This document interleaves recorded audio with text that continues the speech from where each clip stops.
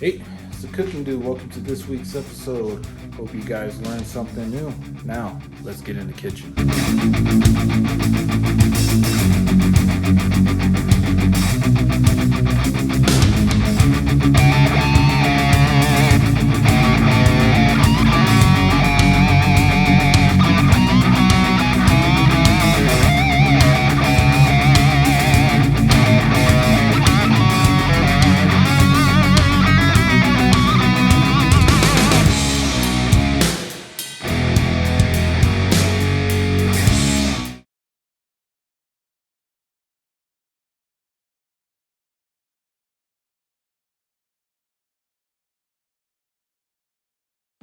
And welcome back to another episode of Get in the Kitchen.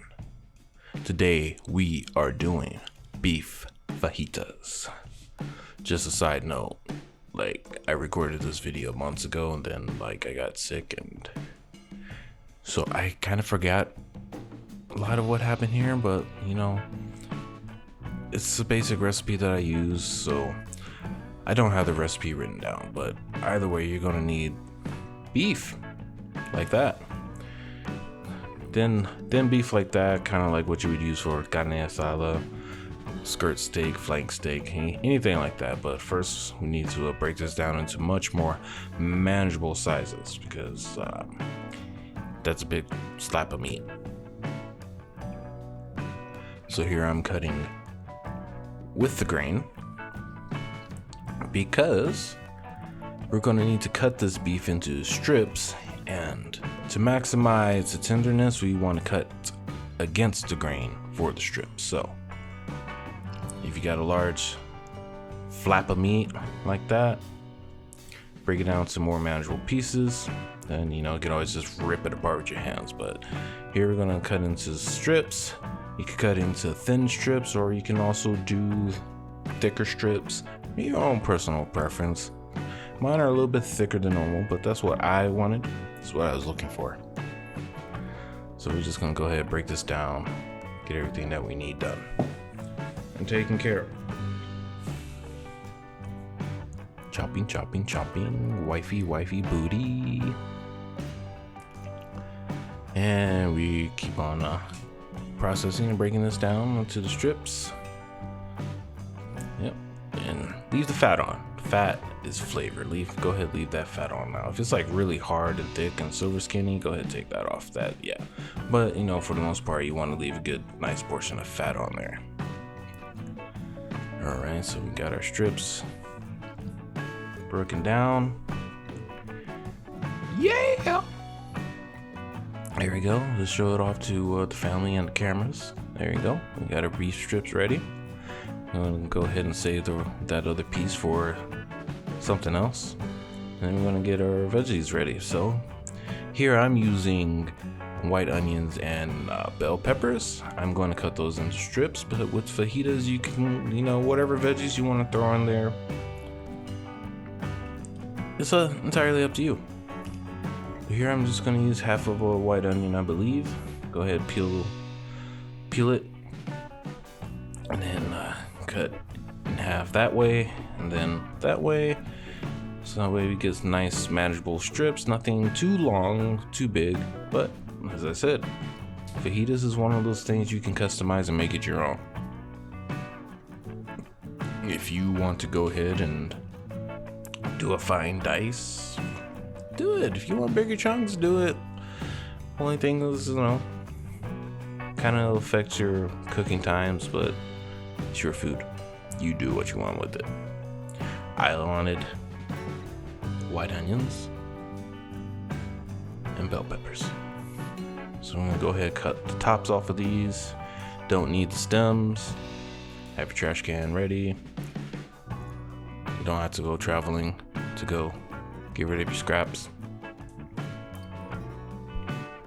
So tops off. We're gonna chop it in half lengthwise, and then continue lengthwise and just cut out your little strips.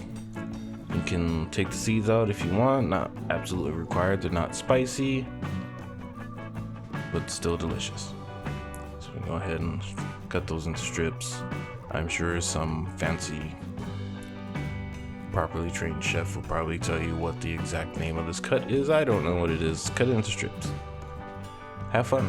Don't be reckless with your knife though. No, take your time. Yeah. There we go. We're all cut into strips now. We got our strips. Alright. Yep. Alright. And the rest of your veggies will fuse. Hey, whoa, wait. Hey, get in there. Okay, there we go. Now we have all of our strips. Okay. So, like I said, whatever veggies you want, go ahead, cut them up however you like. Then we're gonna go ahead and cook. Go ahead, get yourself a pan of a decent size, because we're all gonna do it all in one pan. So you don't want a pan that's too small. We're gonna work with the medium to medium high heat here, and then we're gonna season our beef with the fajita seasoning. You can use whatever you want, or you can go ahead and Google a homemade fajita seasoning mix that you can do. I'm pretty positive I'll probably post one in the near future, but nonetheless, you want to get that nice and rubbed into your meat, nice and heavy, nice and thick. And then go ahead and lubricate your pan with a neutral cooking oil, such as canola or vegetable oil. And like I said, medium-high heat. And the goal here is to get some color, little light color, or essentially we're just trying to brown the meat. I'm not trying to cook the beef all the way through right now, but we want to get the outside cooked and browned. Not quite seared, but you know, we're trying to brown it. So there we go. Well seasoned beef in the skillet. Mix it around, toss it around. Don't try to squish it. Don't try to break your strips apart. Just stir it about a little bit, you know. Let it get very acquainted with the pan. And of course, you want to hear that sizzle. Sizzle is important. If there's no sizzle, you're not cooking when it comes to meat. Or anything, really. Well, go ahead and flip everything. Give it a flip. That's the color that we're looking for. That's the browning. Doesn't need to have a crust. It's all gonna be thrown back together in the end anyway. And there we go.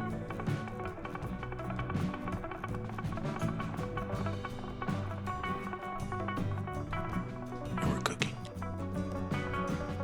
beef fajitas. Alright, go ahead, take your beef out. Careful with the splatter. You should probably bring your bowl closer. Yeah. There we go. Alright. So leave the heat on as is. And don't drain your oil. We want that in there. We want that. That's flavor. Yes. Go ahead, dump in your veggies. And we're going to use the same fajita seasoning to season the veggies. And then the what was left over in the pot is definitely going to help mix in with your veggies, get everything properly, fully seasoned and moist and softened and juicy and all that stuff. If you need some more oil, throw some more oil in there. Go ahead, break apart your onions. If you're too lazy like me and you don't want to do it by hand, do it in the pan. Have your son investigate your cooking. And just let it cook until it's softened. We're not cooking them all the way through, just until they get a little bit soft, start to become translucent. And at this point, everything's going to smell delicious. And we're still listening for that sizzle, because sizzle. Alright, go ahead and throw your beef back in. Get everything nice and reacquainted. Or shall I say, acquainted. Yeah. Go ahead, mix it up. Yeah, just like that. Mix it up. Get everything. Get all of that. Get in there. Scrape the bottom. All of that. Yep. Yeah. Because now we're entering the final stages of where we're letting everything cook all together in the pan. Go ahead, grab your top. Put it there. Let's lower the heat down to medium. About medium low. And you're just going to let it sit.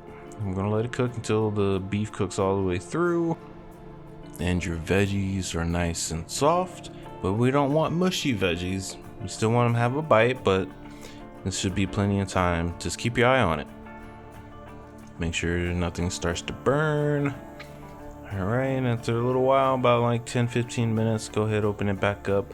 Taste it for seasoning.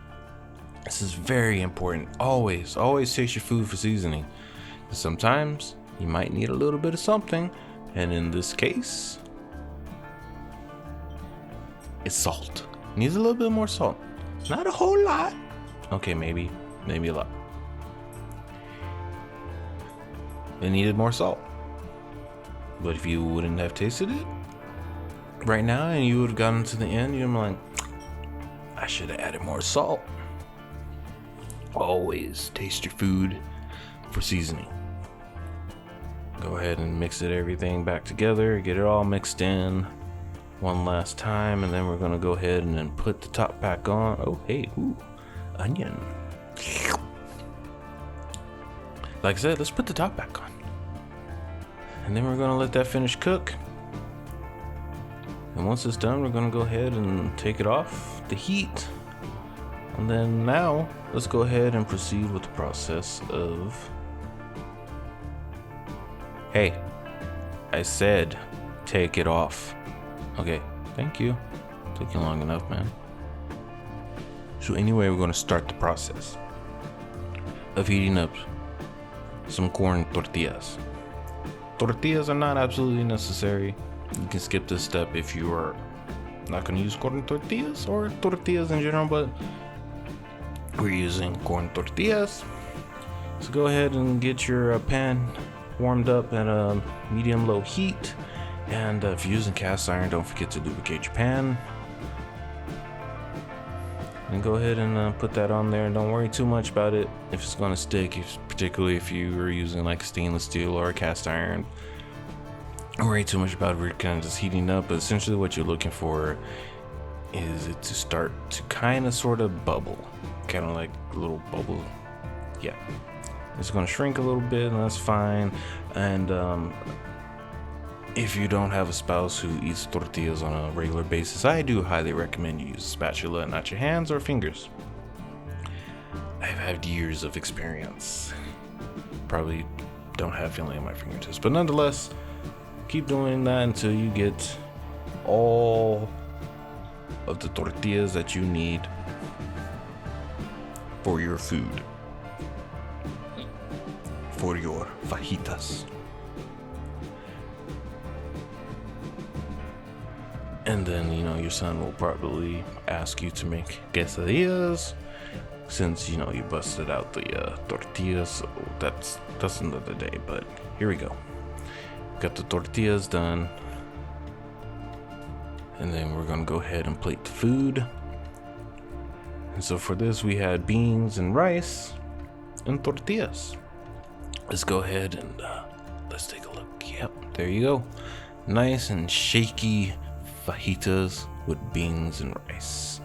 Hope you guys enjoy. See you next time. Thank you for watching this week's episode of Get in the Kitchen. I'm Cooking Dude. Be sure to like, follow, share, subscribe, hit that bell. Hope you guys have a great day. Catch you on the next one.